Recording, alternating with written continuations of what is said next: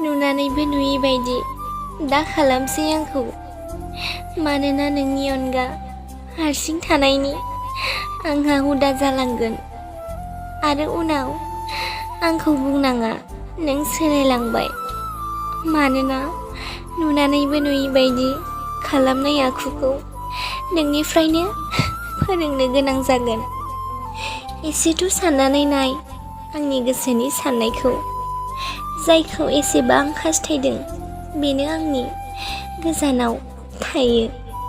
थागोन आं बे संसारखौ गारनानै हारसिं हाला, नाथाय नोंखौ हारसिं गारनानै थांना थानो गोहो गैया आंहा।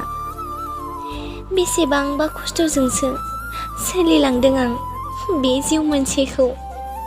माब्लाबा नों आंनि सेराव फैनानैथ' बुं, थौद' जिउ जि जाबाय जालांबाय, सानैजों गोदानै सोमोन्दो खालामफिननोसै आरो सानैजों ज' थाफिननोसै होननानै।